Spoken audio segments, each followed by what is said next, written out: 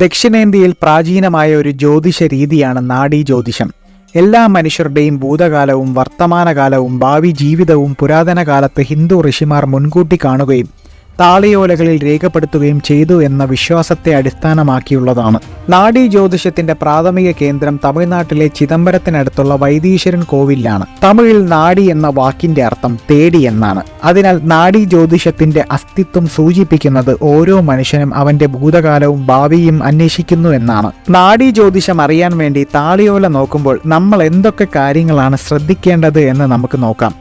പുരുഷനാണെങ്കിൽ വലത് തള്ളവിരലടയാളവും സ്ത്രീയാണെങ്കിൽ ഇടത് തള്ളവിരലടയാളവുമാണ് ജ്യോതിഷിക്ക് വേണ്ടത്. കാരണം ഒരാൾ ജനിച്ച ജാതകത്തെ സൂചിപ്പിക്കുന്ന പ്രത്യേക അടയാളം തള്ളവിരലിലുണ്ട്. അതിനാൽ തള്ളവിരലടയാളം പൊരുത്തപ്പെടുന്നതിലൂടെ നിങ്ങളുടേത് ഏത് ജാതകമാണെന്ന് മനസ്സിലാക്കുകയും അത് വ്യാഖ്യാനിക്കുകയും ചെയ്യാൻ സാധിക്കും. ജ്യോതിഷികളുടെ എളുപ്പത്തിനായി അവർ നമ്മുടെ ഡേറ്റ് ഓഫ് ബർത്ത് കൂടി ചോദിക്കും. കാരണം അവർ താളിയോല തേടുമ്പോൾ ആ ദിവസത്തെ താളിയോല മാത്രം നോക്കിയാൽ മതിയാകും. ഇല്ലെങ്കിൽ നമ്മൾ അത്രയും നേരം കൂടി കാത്തു നിൽക്കേണ്ടതായിട്ടുണ്ട്. അങ്ങനെ കുറെ താളിയോലകളായി അവർ നമ്മുടെ അടുത്തേക്ക് വരും. ഓരോ താളിയോലകളുടെ ഉള്ളടക്കം അവർ വായിച്ചു കേൾപ്പിക്കും. പേര്, അച്ഛൻ്റെ പേര്, അമ്മയുടെ പേര്, അങ്ങനെ ബേസിക് ആയിട്ടുള്ള ഡീറ്റെയിൽസ് അവർ വായിക്കും. പേര് വായിക്കുമ്പോൾ തന്നെ നമുക്കറിയാൻ സാധിക്കും നമ്മുടെ താളിയോല ആണോ അല്ലയോ എന്ന്. നമ്മുടേതല്ല എന്നുണ്ടെങ്കിൽ അടുത്ത താളിയോല അവർ വായിക്കും. അതുമല്ല എന്നുണ്ടെങ്കിൽ അടുത്തത്. അങ്ങനെ ഡീറ്റെയിൽസ് മാച്ച് ആയിട്ടുള്ള ഒരു താളിയോല നമുക്ക് ലഭിക്കും. ആ താളിയോല ലഭിച്ചുവെങ്കിൽ നമുക്ക് ഇനി നോക്കേണ്ടത് നമുക്കറിയാനുള്ള കാര്യങ്ങൾ എന്തൊക്കെയാണെന്നാണ്. നമ്മുടെ ജീവിതത്തെ പല പാർട്സ് ആക്കി ഡിവൈഡ് ചെയ്തിട്ടുണ്ട്. അതിനെ ഖണ്ഡങ്ങൾ എന്ന് പറയും. ഖണ്ഡങ്ങൾ ഏതാണെന്ന് ഞാൻ ചുവടെ കൊടുത്തിട്ടുണ്ട്. അതിൽ നമുക്ക് അറിയാനുള്ളത് ഏതാണോ അത് മാത്രം സെലക്ട് ചെയ്യുക. ഓരോ ഖണ്ഡത്തിനും 1000 രൂപയാണ് നിരക്ക് വരുന്നത്. ബ്രിട്ടീഷുകാർ കുറെ താളിയോലകൾ നശിപ്പിച്ചിട്ടുള്ളത് കാരണം ചില ആളുകളുടെ താളിയോല കിട്ടാൻ സാധ്യതയില്ല. വൈദീശ്വരൻ കോവിലാണ് നാഡീജ്യോതിഷത്തിന്റെ ഉത്ഭവമായതുകൊണ്ട് അവിടെയുള്ള ജ്യോതിഷികളുടെ കുലത്തൊഴിലാണിത്.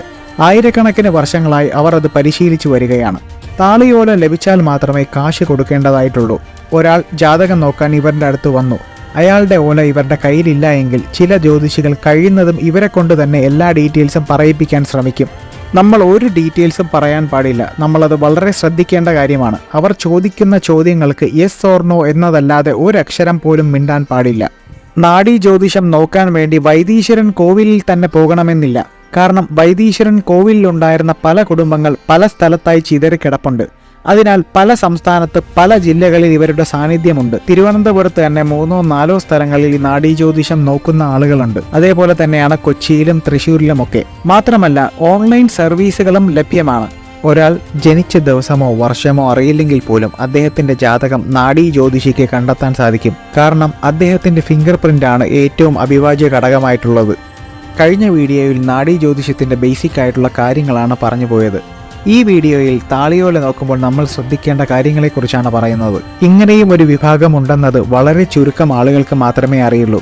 എങ്ങനെയാണ് താളിയോലയിൽ 1000 വർഷങ്ങൾക്ക് മുൻപ് നമ്മുടെ കാര്യങ്ങൾ എഴുതിയിരിക്കുന്നതെന്ന് ആർക്കും കണ്ടെത്താൻ സാധിക്കാത്ത കാര്യമാണ്. ഇക്കാര്യം എന്നിൽ ആകാംക്ഷ ഉളവാക്കിയതുകൊണ്ടാണ് താളിയോല ഞാൻ നോക്കിയത്. ഇത് വിശ്വസിക്കാനുള്ളവർക്ക് വിശ്വസിക്കാം, തിരസ്കരിക്കാനുള്ളവർക്ക് തിരസ്കരിക്കുകയും ചെയ്യാം.